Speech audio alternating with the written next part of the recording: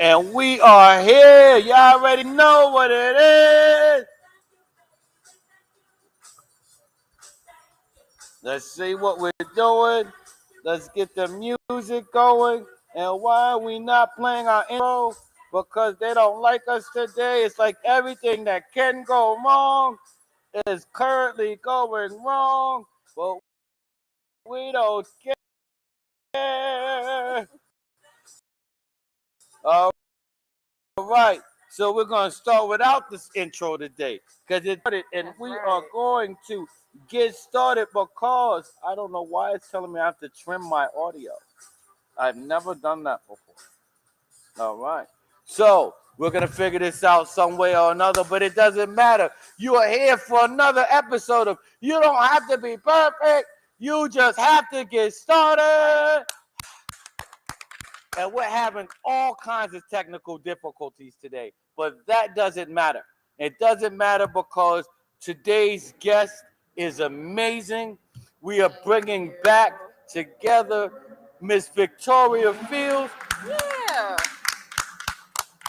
Thank you, Pat. Oh man, and guest, last time you missed the amazingness that Victoria had to share with us. So we felt that it was so important that we brought her back so she can talk about business, but more importantly, the ministry of business.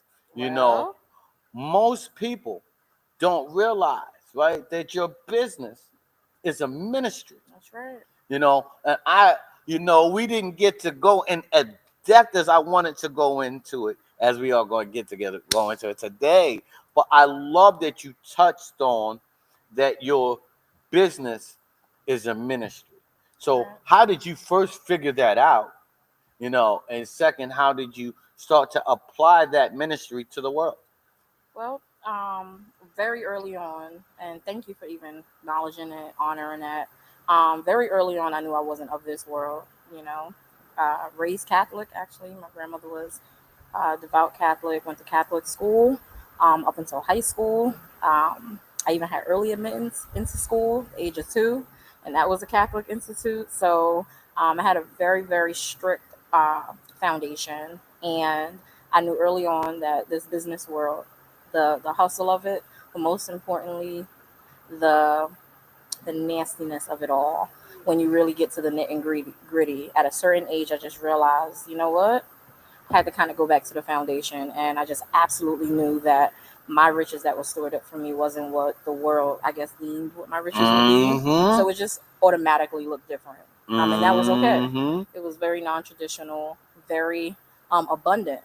So Yes. funny, abundant, very abundant. That's the word for today. Super abundant, and this abundance didn't look like what the world classifies abundance. I found peace in certain things that most people will find chaotic. I found understanding in things that people just clearly didn't understand, and even if they had the best explanation with the best resources, they were still limited. I guess what I'm trying to say is I did the best that I could with what I had, and it was more than I could have ever dreamed of, and I knew that that was God at that moment. I love it. I love it. It's like when the lady fed from the loaf of bread, knowing she only had one loaf for her family, right? Abundance, and I'm glad that you said that. Because we're promised Yeah, abundance in the Bible. You know, um, a lot of times members of the church think we're supposed to be poor, righteous teachers. That is not of the word. right. You know, be fruitful and multiply. Yeah, yeah, To give, you can't give from an empty cabinet, right. right? So you have to get something, Yeah, you you're right, know. and I'm glad you touched on that. It's super important. Early in my career, I didn't just become a business. I know Jay Z said he's a business. But I wasn't a business. I had to be cultivated. These things had to be molded, shaped. I had to really, really understand what that is, and in doing that, I was honoring God, and I really had to understand that. So very early on, I had a non-traditional internship, and what I like to always tell, because I train interns, I mentor, I have interns in myself. What I like to tell people is one, 90% of people don't know what they want until you present it to them. But two, you have to work. This thing is not just provided or given to you. You literally have to work. And I didn't work for money. That was very non-traditional. I know people going for internships, they usually getting college credit. They may be receiving a stipend, a travel stipend. I didn't get diddly squat. It was nothing. It was pure hustle, ambition, and I had to have faith in something. And that wasn't seen yet.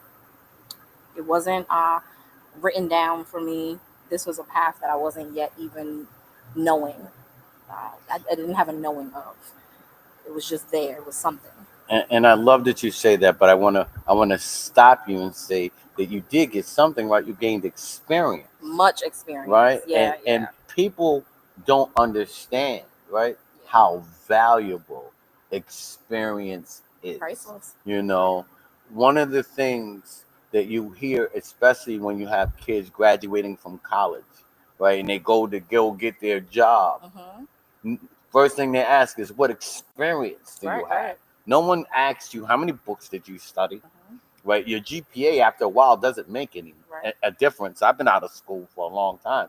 So no one asks what was my GPA in Right. college, Right. because how would that help me now? Mm-hmm. Like, I've been out of college for so long. What does my GPA have to do with life? Right. But you gained experience, right? That experience catapulted you for other things. Yeah. So I love you talk about, choosing, right, that internship experience versus traditional ways into, getting into business. Yeah. My favorite story actually. I just simply asked a question. I heard a gut feeling, told me to ask the question, and the question was positioned where I would win. I heard that very early on, and the next week I started back in New York, Universal Music Group. So I was scouted, very non-traditional. It was at a conference. We have Alfonso Todd in the building somewhere. Mm-hmm. He had a music conference, and one of my mentors was present, who positioned me to be with another mentor.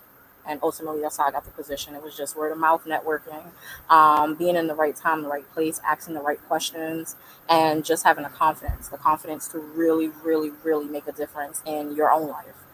It was something that I wanted. I knew the music industry my entire life, but it was very, very specific. This question was specific. It was specific to me, my future. In fact, it's still something that me and my mentor laugh about because it kind of got the ball rolling for my career. I love that. I love that you talked about a non-traditional way. Shout out to my brother Greg Reed. He was a mentor of mine along the way of writing my first book.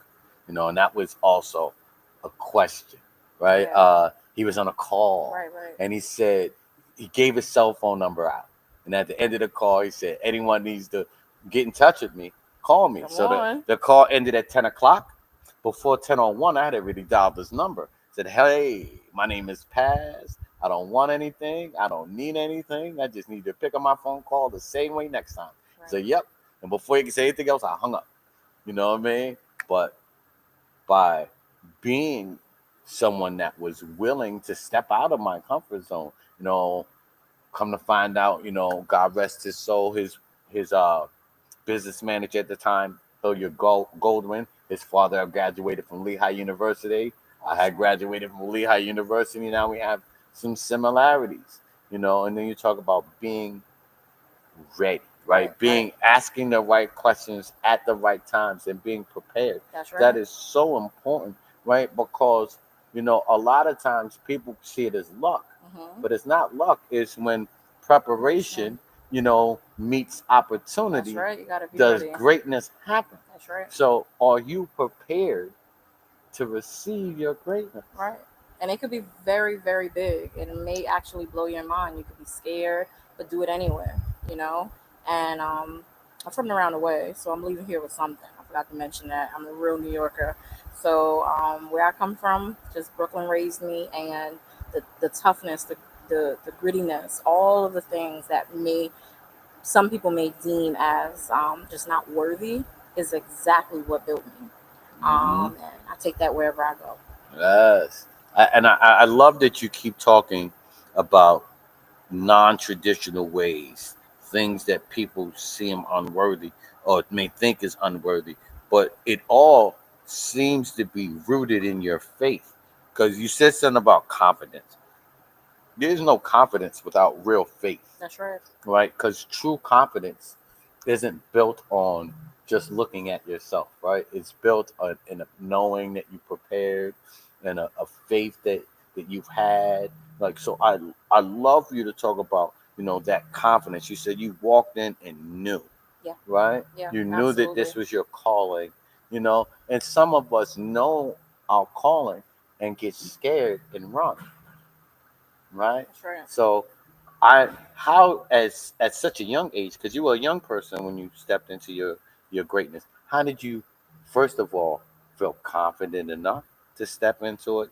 And what are some things that you think may have scared you along the way, but you still allowed faith over fear to push you past?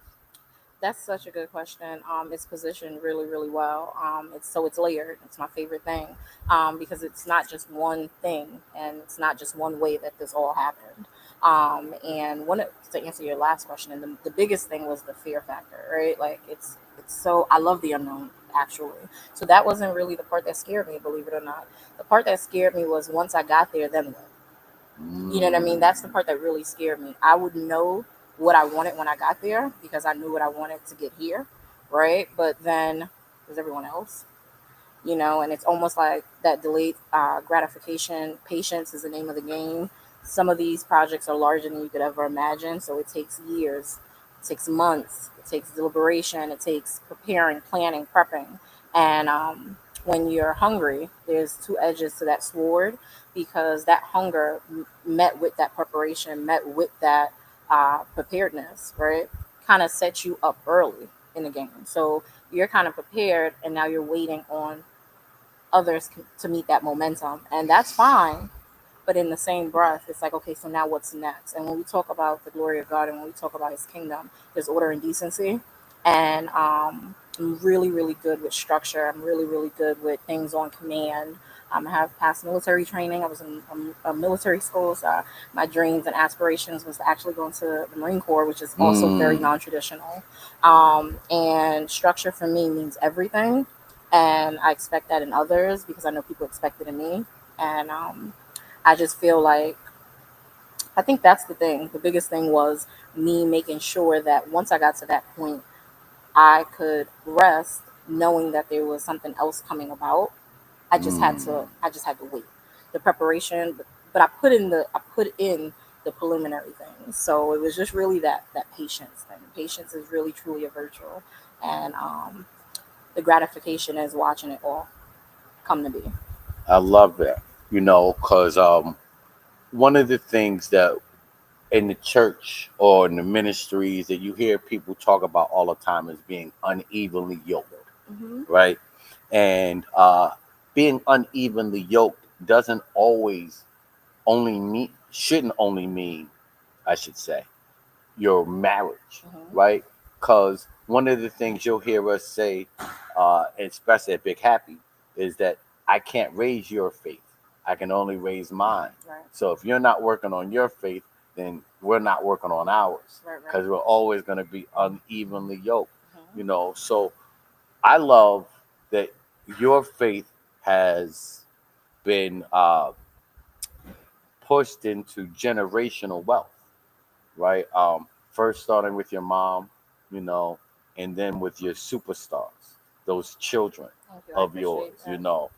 I'm a Jada fan, and I'm That's my not talking about girl. Jada Kiss. You know what I mean? No diss Right. to Jada I Kiss. mean, he's I my love top his. five. I love his music. You know what I mean? But I'm a Jada fan. I'm always looking for what she's doing next. Thank you. And now I'm looking for my star guy. You know what I mean? That's my God too, King. I'm looking for my star guy, but having the faith enough to allow your children to step into their greatness before 18, right? Because um, the last interview we were able to talk about your son, you know, find looking for the stars, Yeah. and I didn't even know about his greatness because I'm always chasing my Jada, you know what I mean? I'm a Jada fan, just her stepping into Um, not only her greatness, but her leadership. Like Yeah. she's a natural born leader, you know, I couldn't and even make it up out of my yeah, wildest dream, and that's God. yeah, you know, cause there's a way about her, right? That's a silent confidence, but you don't have to say I'm the man. Right. You know, it's that's where a lot of us fool ourselves Mhm. into a bravado, Right. right? And thinking that's confidence. You know, if I scream the loudest, pump on my chest the That's right. hardest, right, then I'm the most confident. But she's silent in her work and deliberate in her actions. And it's always been advocacy. Um, so her name is Jada, which is warrior, and her middle name is Amira, which is princess in Arabic, and it just means warrior princess. Okay, And you made Xena. pretty much. And the Gen Zers, they wouldn't understand. But her nonprofit is Amira's Hope, so it's a princess's hope. And even with that, it was just very, very early on. It actually the hope inspired her meeting the president. So she is now proclaimed as the first official African American baby to be held by Obama during his presidency. So that was a really big thing. And her being front page of the Morning Call, so it was local. She's local to Allentown. She was born here, and it was something that really inspired hope and sparked hope. But she had not yet known what that was because she was only 9 months, right? So Hmm. she actually grew in to what her nonprofit was, just naturally being her. And it's to help empower youth of America. And she's really taken that on. And now it's even global. She works with youth in Sierra Leone. She works with the United Nations. And she's now an official UNICEF organization on the Northeast. So Mm. she honestly just has it, you know, by nature, natural, exactly how God would design it to be, and exactly how He showed me it would be. My son, he's an engineer, so we were not even saying future engineer. He is 8, and he is totally an engineer. He is a master of Legos, which is so unique to him. He can literally develop anything out of a Lego piece. He makes them move. He makes them catapult. He makes them, drift, and it's just like what. He's also one of the youngest NASA astronomers analysts. So it's a long, fancy word for he just analyzes conditions of the moon. And every night he's able to identify spots and blemishes that may not have been there the day before or the hour before. And if he catches a good one at a certain position, it will be named after him. So every night he's searching for that uniqueness in the That's so powerful, and I hate to interrupt, but I want to, because how old is he again? 8. 8. Yeah, just And turned I 8 just June. I just want to point that out, right? He's 8. He can be looking for anything. He can get involved in anything, right? So blessed to be able to teach young people. You know, one of the things I always thank them for is giving me their time, That's right? awesome. Right? Because they didn't. I'm not a school, right? So you don't have to come to me. You choose to come to me. You choose to allow me to pour into you. So that's so powerful that he's choosing. He could be watching TV. He could be into nonsense, but he's truly looking up at the stars and making his mark. That's so powerful. And I wanted to stop there because there is someone that's watching, a parent right now that's watching, an entrepreneur that's watching, that's thinking, I no longer have to wait with Right. my child. Right. You know, I don't have to wait till they're 18. I don't have to wait. You know, why are we waiting when their gift is now? Right? Why are we waiting when, there's so many other distractions that may steal them away from their dream? That's right. Right? You're allowing them, right, to explore their dream, and their dream may shift, right? Yep. But it's not a dream deferred. It's not. And what I've really gathered, not just for my children, I also have a 6-year-old, his little brother, Kane, Jada and King's little brother, and he wants to be a salesman.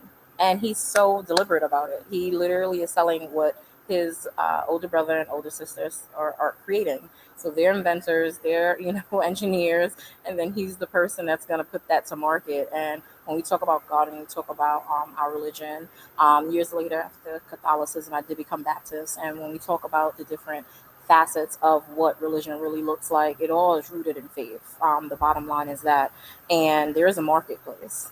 And there's a special marketplace.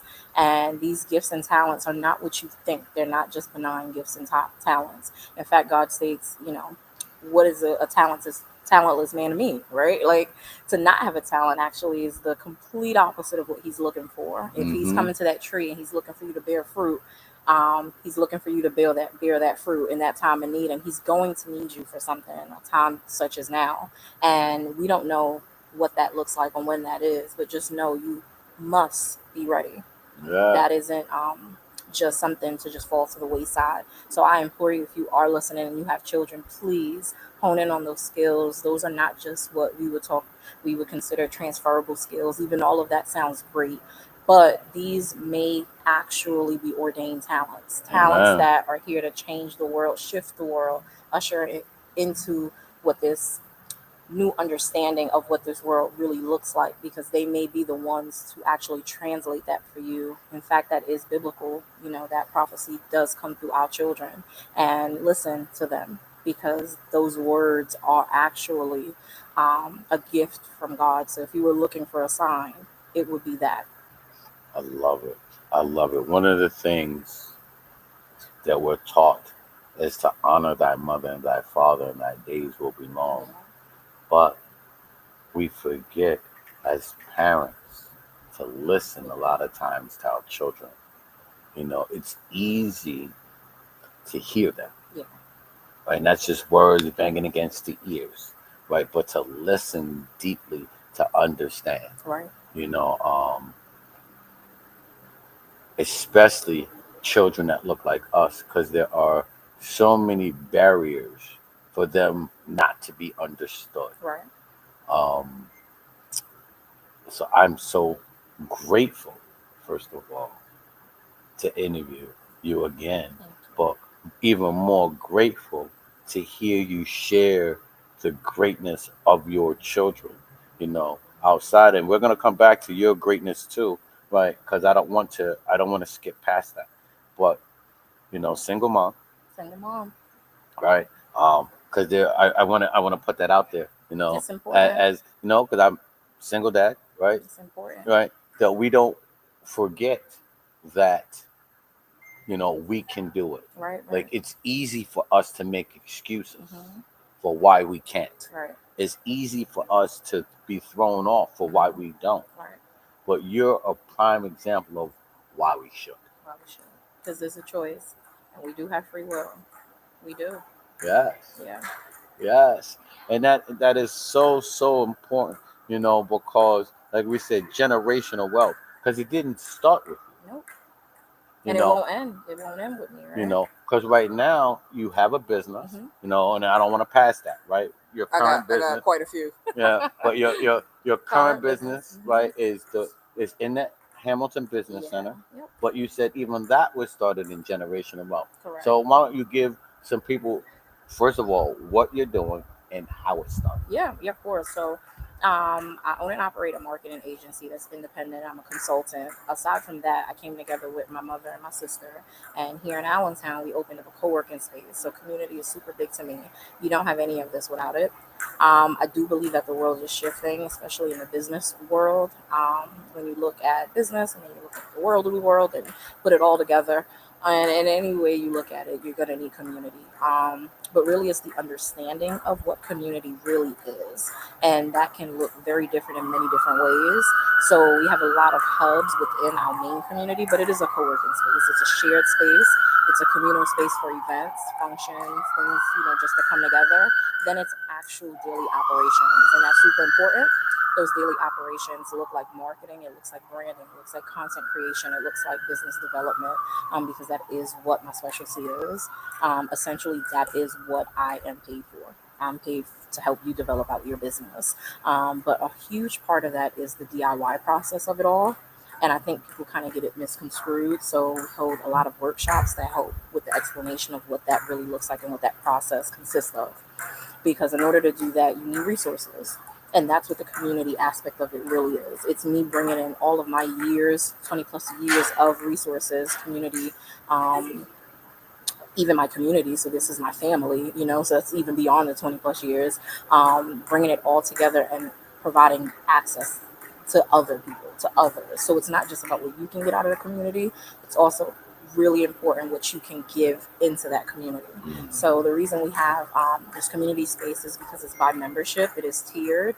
And the reason we did that is so that you don't leave, so that you can always feel, hey, there's a place where I can not only work, I can commute, I can sit and I can network, I can build relationships. I got so tired of people coming to me telling me that they didn't have a network. And you look around and there's people everywhere, and it just made me realize, why are not enough people coming together? What does that really look like in this climate? Is it because you're a single mom? Well, I'm a single mom too. Is it because you're a single dad? I know single dads. Like, what's the real reason? Is it because you're too young? Well, I know a few young kids. Is it because you're too old? I know adults. So it just turned out every excuse that I was receiving just did not make clear sense to me. So I tried to kind of be everything. I know you say you can't be everything to everybody, but really it's a little bit of something for everyone. And that is, again, daily operated with my mother, who is a vocal artist, Billboard award-winning artist, Billboard charting artist, the legend, the diva, Paula Brion. That's my mom, and I love, honor, and respect her. If it wasn't for her moving forward in retirement, she's actually a retired 40 plus years in the New York City Board of Education. So she is brains, beauty, and talent. And she wanted a space that was cultivated for her children. And that was even selfless, right? Because that's you stepping out on faith, and it's God. It's God again. What she so envisioned for her family many, many years ago was to be in retirement, but also be able at that moment to be able to structure this. And just have it that I was really successful in my business endeavors, and we was able to come together and just really make this work. My sister, who's a esthetician, so she is a licensed esthetician, which simply just is skincare, body care, and wellness. Wellness for African Americans look very different, especially in business. So at our community co-working space, we have a wellness suite, but then we also have our personal wellness. And again, for us, it just sometimes can look really different. It can just look like taking a nap. It can just look like going to, food shopping, going to our favorite store. So wellness to us just looks different. And I even had to pose that question because people ask me all the time, what do you do to rest? What do you do to rest? What if I told you resting for me can sometimes even look like working? Because at least I know I'm still providing for my family and utilizing those talents. And I love what you're saying there, because I don't want to pass that. So work only becomes a job when you don't enjoy what you do. I agree. Rest, I sleep.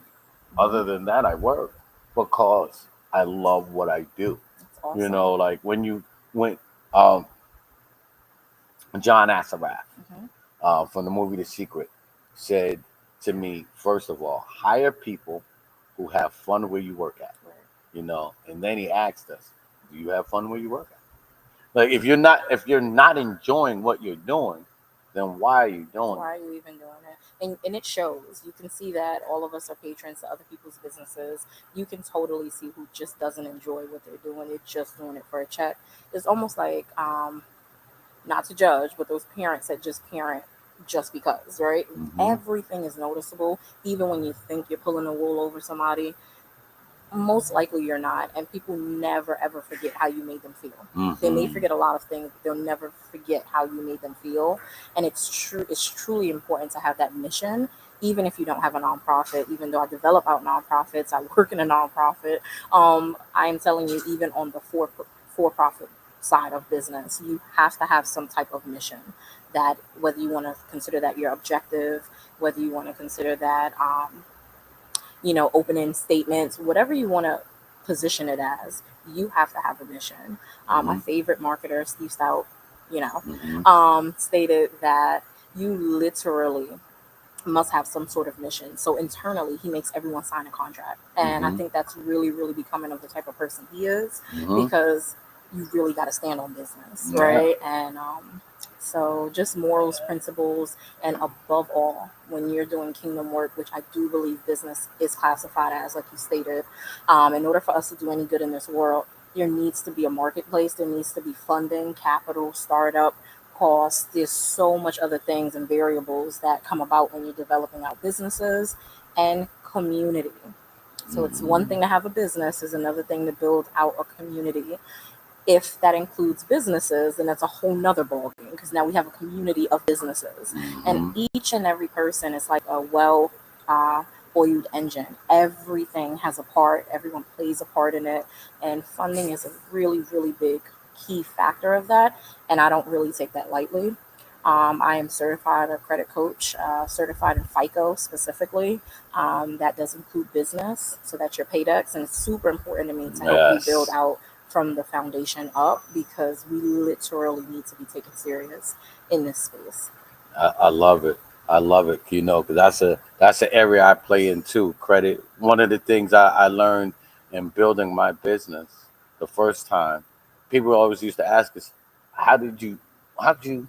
How did you? How did you?" I'm like, when you start telling people, then you realize, I guess I'm a consultant. Yeah. You know what I Seems mean? like a Because consultant, you know what I mean? Because I'm answering everyone else's questions. I'm giving everyone else's answers. And one of the things I realized early on was people like us don't have access to capital. Right.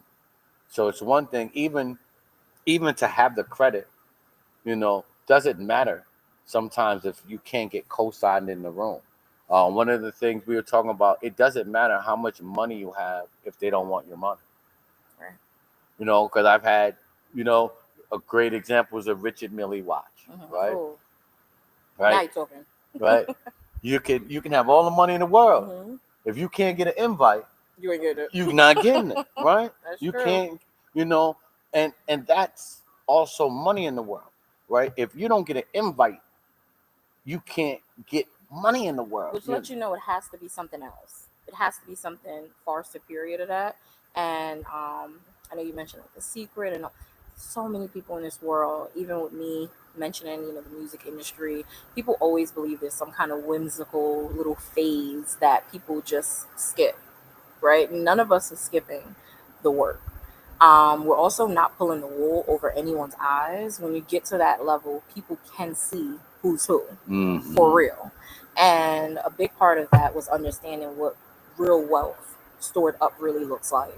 And when you talk about the scariness or being scared, I can count. I can't even count really on my hands, toes, and everything else how many clients, I mean, thousands of clients I've helped develop.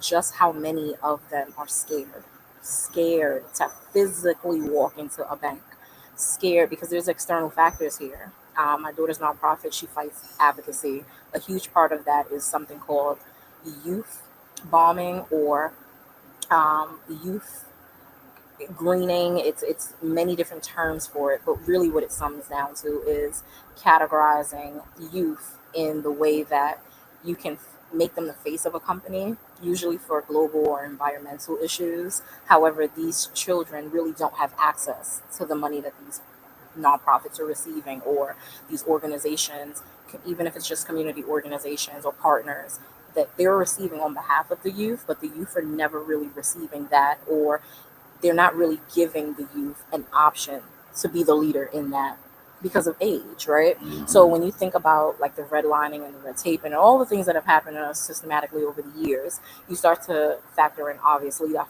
finances, right? Like, why are we scared to get to this certain level? Well, a lot of that goes also back to slavery. So it's inherently in us. It's in us, right? So success is scary. It is, right? Because if you were too successful during slavery times, they may split the family. But then at what point do you pivot? And again, right? And I'm not gonna give that as the excuse, but that is a right? major factor, right? If you were too athletic, you might have to have sex with your mother during slavery, right? Because that's where the term motherfucker come from. Part of my language. You know what I mean? Real, but that's real. And like you know what I mean? You have knowing your history allows us to not make the same mistakes. Like I was explaining to my ex-wife, my son acts like this because these are his grandmother's traits. Wow. You know what I mean? Don't act like they're not inside of him. You know what I mean? These are his grandmother traits. And systematically, a lot of boys were raised around a lot of women. I'm a single mom. I try to be cognizant of that. But there's also real world leaders out there. You're a leader here in the community, children and youth all around you. What a blessing. We have our churches who will always be or should always represent what that leadership looks like. And there's levels to that type of leadership. And I just found it really, really fitting that if I was developing myself out, that why wouldn't my children also be a part of that developing process? And I just built a life that really is quite literally a lifestyle for me. I'm going to work with my children. I enjoy my children. My children enjoy me. My children know what working looks like at a very young age. But most importantly, it's what works for you. It's not physical labor. Mm-hmm. It's working on what works for you. So if today I don't feel like this, that's a no. A no means no. A yes means yes. What are these skills that you're also honing in from home? And it starts at a very, very young age. Really briefly, I spoke late. So at around 6 to 7 is when I started speaking. No one even believed that I would talk. I was nonverbal. And what that looks like today is very high level, what is it, autism, the buzzword.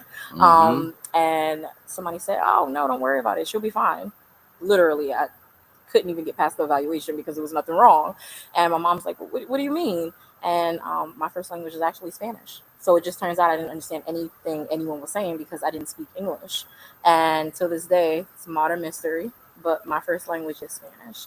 And so even when you have children who, you think may not communicate, I understood everything around me, the entire world around me.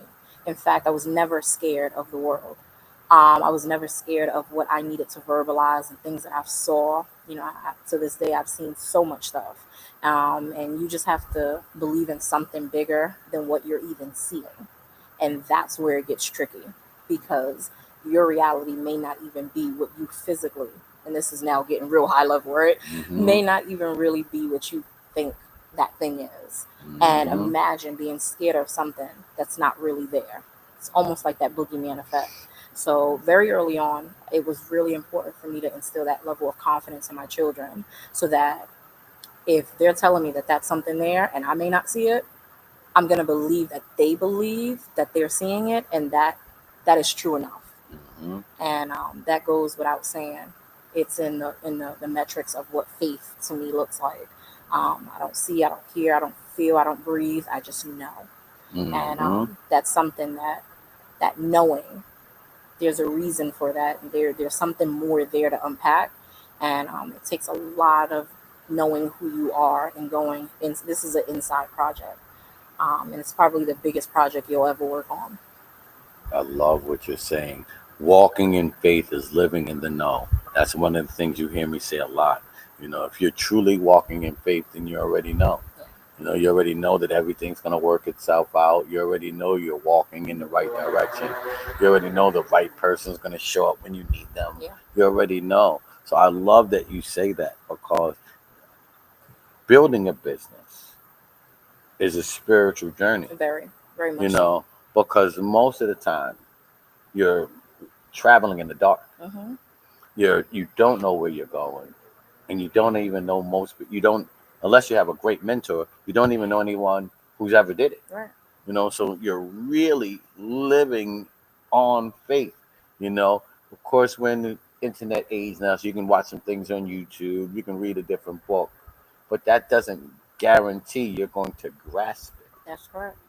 So I love that you're giving people some ways to think about how faith shows up in their life, right? Because you're showing how faith shows up in your life. I love going to work with my kids. I bet you go home and when your son is saying, "Mommy, I seen the star, the moon." It must tickle you. You know what I mean? To know that I am raising people I want to hang out with. Yeah. They're pretty cool. right? What I see most parents talk about how they don't like their kids, or they don't this about their kids, that about their kids, and I always ask them, who raised them? Uh, like if you don't like your kids, you know what I mean? There's something about you don't like.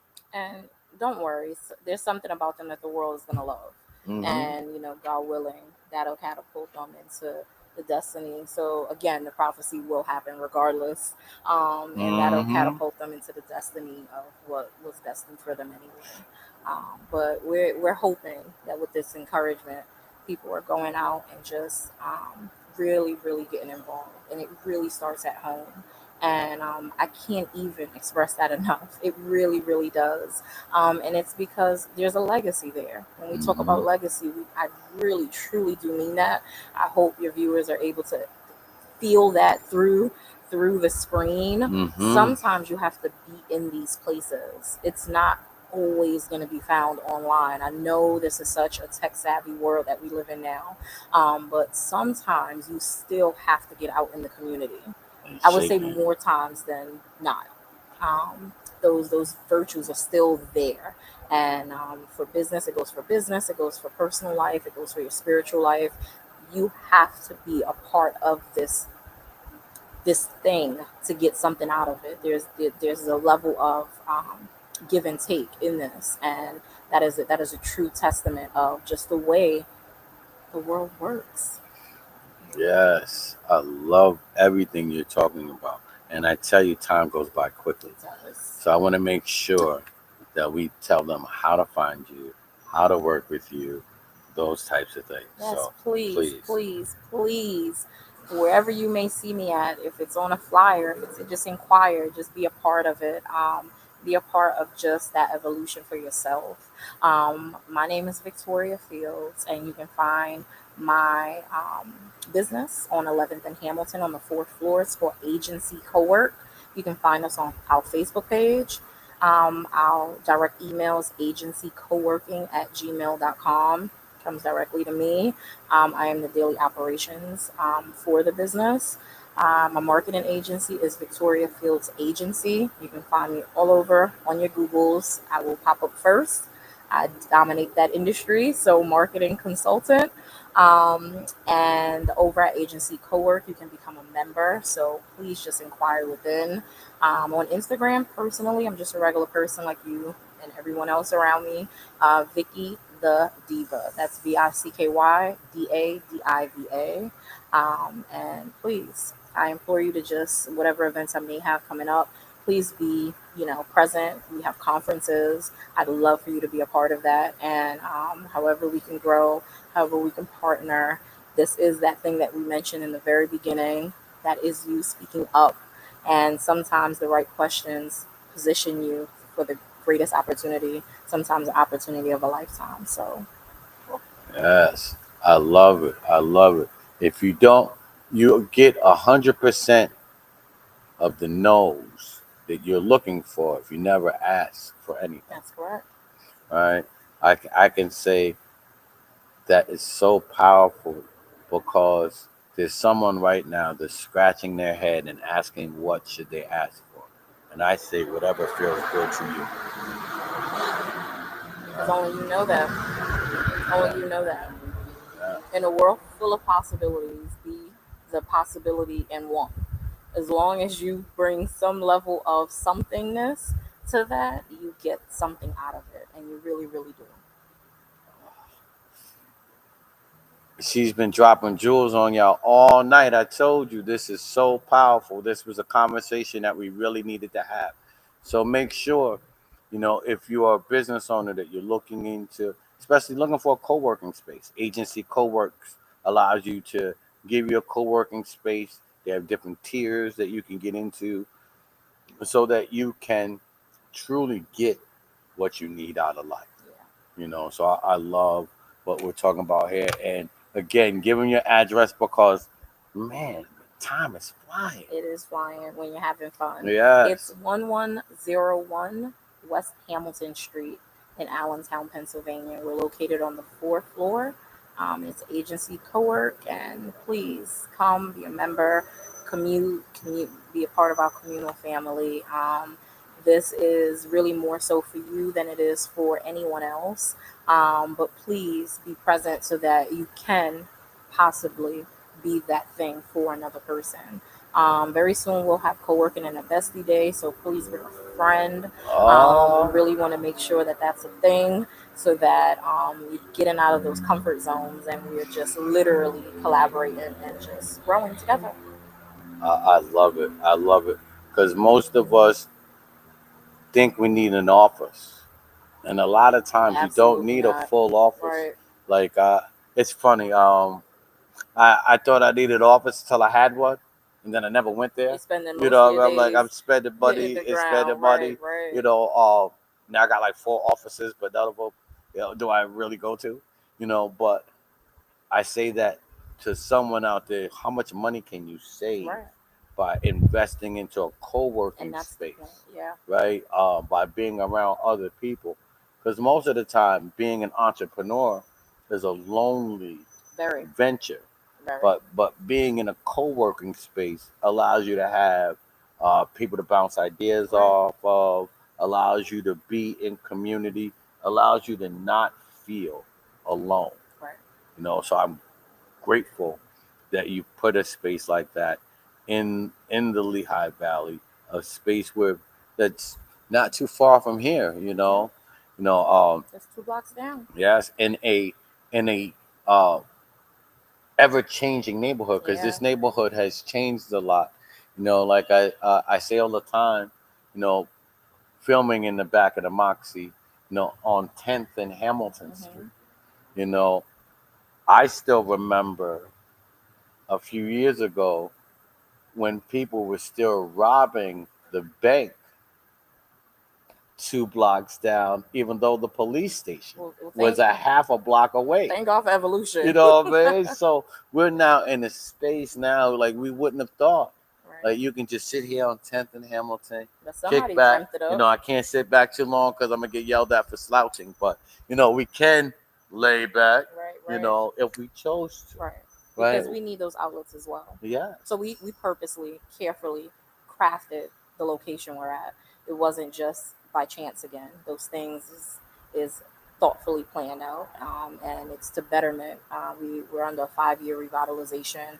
We're a part of a city zoning, where arts and culture is super imperative to the growth and expansion of business and development.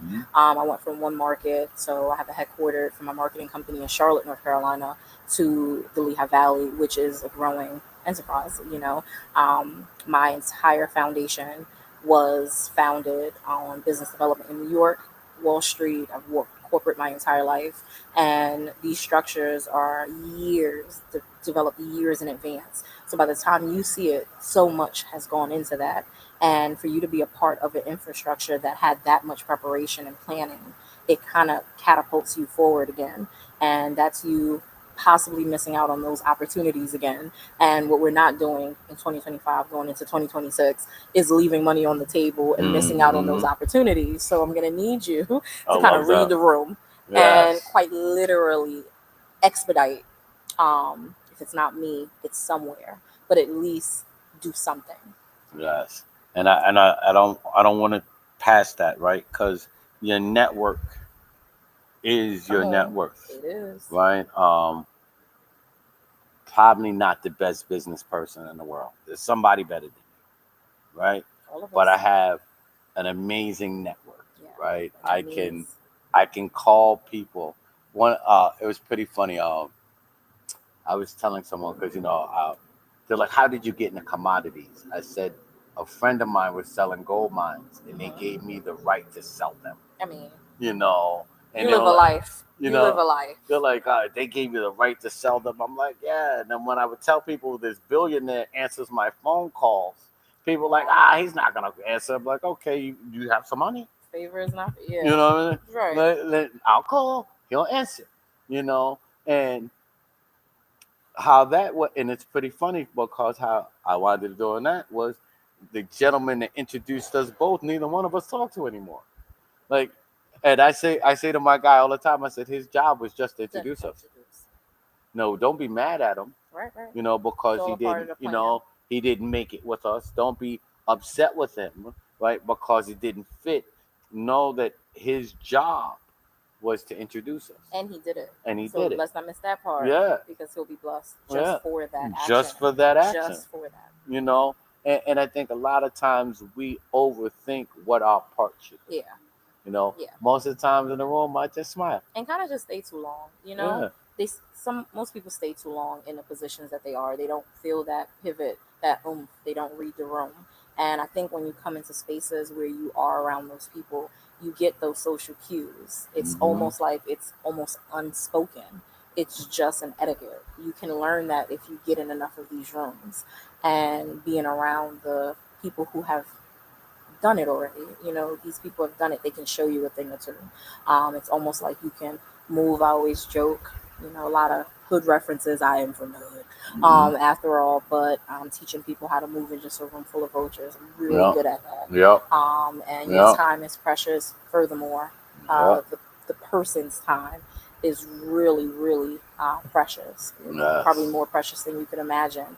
They have a family, they have a life, and they have a responsibility to this world as well. So just being mindful of that, respectful of that, taking on that opportunity. So those questions that you do, those questions that you pose, may be super probably the most respectful thing that you can do to the other person. I love it. Earl Nightingale says that we are supposed to treat every person like they're the most important person Yeah, in the world because they are. because they are, at least to themselves, Yeah, right? and So if I like to step into God. yeah, and Yeah, to yeah, God, he's right? awesome. But so if we treat everyone like they're the most important person in the world, at Honestly, least at that moment, right? There's always an enormous benefit that is yeah, coming your way. yeah, You yeah. know, I treat the janitor like I treat the Come CEO on, because the janitor cleans the toilet, yeah, right? I sit my butt on the toilet. yeah. People are like, what? I'm like, the CEO may not prevent me from a rash, but that janitor Canada cleaning that will. toilet, I'm a weirdo. I gotta sit my butt on the toilet. I can't squat. Like I need my toilet I got a clean. little OCD, so Yeah. So I'm I can't do the rapping. toilet thing. I'm rapping everything. Like so you gotta know, Yeah, right? you're right. Like you gotta know why it's important to treat people Yeah, important, of because you course. never know who that person is, or even better, who that person is connected to. Right, right, There have been people who I've met in life who people have disregarded, right. but they were the key to that next step. Yeah, They went into a room and said, "Hey, do you know my homie?" You know, and that cosign got me one step closer. So I it's so important, all of the things that you said. But as we're getting closer to the end, I want you to tell them about Amira's Hope again. Give them all of the different ways. yes. We ain't Oh, gonna we miss this. appreciate We that. ain't gonna miss this I'm gonna because plug my baby in you there. know because you know I, I'm a Jada fan. She's just here. You know what I mean? I'm just here. Don't worry, I'm gonna bring Jada here on one of these shows. She'd I love got, to be here. we gotta make sure we don't do it during a school night. So I might have to rearrange and bring Jada next week because school year starts, you know, 2 weeks. So I might have to bring her before it gets too late. Well, Because she's she's in college amazing. right now, so she is early college. Look at that said. I couldn't even wait till school First started. first year college. She just completed. So shout out to Jada. She'll have a degree at graduation. She is actually going for forensic psychology. So she is a psychology major. So she's really doing the deep dive in the psychology of how does it look like socioeconomically in urban developed cities as it compares to food insecurity. So albeit she has a nonprofit, but in her actual life, the advocacy is the true component and champion here. I love And it. that advocacy really, really looks good on us. And it shines through her. And I really do appreciate that. Yeah, I love it. We have a food festival coming up September 27th. It's awesome. I think we need to offer some space during that food festival for fresh food. I just thought about that. We need to get some growers, some farmers out there. We're gonna have the bakers and the cookers, but you know, I'm still from the island, so I still It's all right. I got remember. some Scotch bonnets. I still remember my daddy. And them telling us that go into go into the field and go get the okra. Go grab the We got okra. some Like, okra. like go, go grab the moringa. And you grab that and you eat it Yeah, raw. yeah. Not even cook it, just eat it raw because it's grown naturally. It's cultivated. Back to that community thing, back So to the virtues, back to self sustainability and self sufficiency, and that really does look good on everyone, and it's available to everyone. And most importantly, wellness is your birthright. I really try to teach that to my children. It's ingrained in my business. It's ingrained in my daughter's business. Her nonprofit is Amira's Hope. That's AMIRAHS Hope.org. And at Amira's Hope ORG on Instagram. You can follow her there. She just this week, she's actually in a poetry contest, so she'll be doing spoken word for food advocacy over at the Civic Theater. So that's super important. And she's going to have several initiatives here in the Lehigh Valley. We'd love for your youth to get involved. It's a UNICEF organization. It is completely volunteer based. And we'd love to have you, of course. We have hydroponic farming, we have traditional farming. We grow on acres, but we also grow hydroponically. So her project right now is mini hydroponic systems. These systems are to help combat food insecurity in youth. So we want to have them available in at least 20 schools here in the Allentown area. If you know any schools that may be in need of this, please let us know. We are more than willing to have them available for the youth there. We are teaching what hydroponics means. How is it more sustainable? 10 times water conservation. So it's a really really big thing that she's doing, that's and trying to awesome. spread the word on advocacy That is and awesome. sustainability. That is awesome. Our farm is all done through aquaponics, so Yeah. I love that you're speaking my language. I love this. I love this. I truly love that she's teaching, you know, this to the youth because one of the things that I'm big on is peer to peer teaching, Yeah.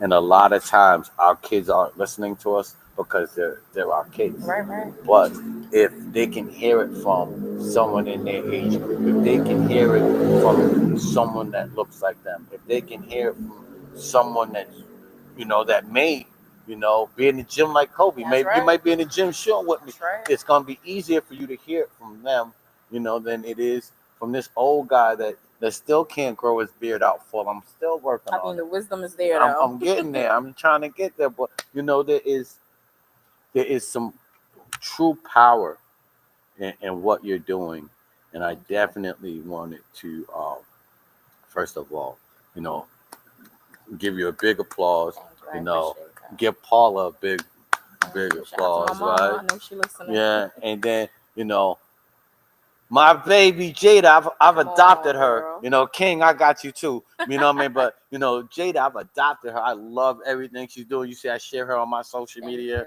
you. Because it's important to empower a young person, especially when that young person is empowering others. Thank you. So what she's doing is important. Her mission is important. The things that she's teaching is important. And her stepping into her greatness at such a young age is so dope. So yeah, like I am so hyped. So again, we're here at the end. So again, tell them where to find you. Yep. So agency co-work on Facebook. Personally, Vicky the Diva on Instagram, and it's the DA. So it's VICKY DA. And I'm right on Instagram. Just kind of hit me up. Now, yeah, I've seen, yeah, I've heard not just her business as a ministry, but how she's allowed it to affect her children, so that they also are finding their own ministries. Yeah. King, might be the king of the stars, right? Yeah. Jada is growing food. I forgot the last one. I'm sorry. Kane. Cain. He Okay. sells. Cain He is is my sales. Scorpio salesman. Don't worry. You know what I mean. We need the salespeople, We right? definitely do. Because we can grow it all, but if nobody sell it, you know Right. what I mean, then it's just collecting dust. It's just rotting. And we do keep God at the forefront. We really, really do. I'm an ordained reverend. My mother is a pastor, and we really try to lead with that ministry. So let what you do be that ministry. Whether you see it from God or not, I really do believe that you'll get all of the steps that you need to take so you are completely covered in His grace and mercy so that these things come to be. I really do believe that. Yes. Yes, and I believe that too. I have a faith. This is why we wanted to make sure we didn't let you miss this interview. You know, technical difficulties had us skipping out on the last interview, but this was the fruit. This was the meat that you needed. So I'm grateful that you came with Thank you us. for having me, So Pat. definitely. So I'm gonna ask you to do with us what we've asked every one of our guests to do, and that's to say my personal manifesto with me. Okay. I'm gonna say it all the way through, and then we'll do it like call and response. Okay. So my personal manifesto is simple. I love me. I'm worthy. Some people may not like me, but I don't care because the people that matter will be glad that I'm here. So I'll do a call and response. I love me. I love me. I'm worthy. I'm worthy. Some people may not like me, Some people may not like me, but I don't care but I don't care because the people that matter because the people that matter will be glad that I'm here. will be glad that I'm here. And yes, we are. We are so Amen. glad Yes. that you spent an hour with us. We are glad that you gave us Thank a second you. interview, knowing that technical difficulties threw us off the front. We're glad that you stayed with us, even though the intro didn't play like it was It's supposed to. cool. We We got it. We we are got it. grateful that you shared your story. We're Thank grateful you. that you told us about your kids. We're grateful for everything that you, Thank you. Victoria Fields, Thank is you. I doing. appreciate that. Jada is doing with Amira's Hope and Agency Co-works is bringing to our city. So we thank you Thank you for your guys. time, and I'm going to give you an opportunity to get the last word. Thank you. And I'm so grateful for all of you listening. Please take heed to the words that we said today and be great. Please spread it, spread the happiness that Pastor gives every single episode. You can't miss with them. So please just continue to stay tuned. Yes, thank you. And this was another episode of You Don't Have to Be Perfect. Not sure who's next week's guest is, even though I have one scheduled. I may be having to sneak Jada in before the school year really snaps Come her. on. So, I may be asking our school board president to give us, a pushback so we can bring Jada on so she can tell her own story.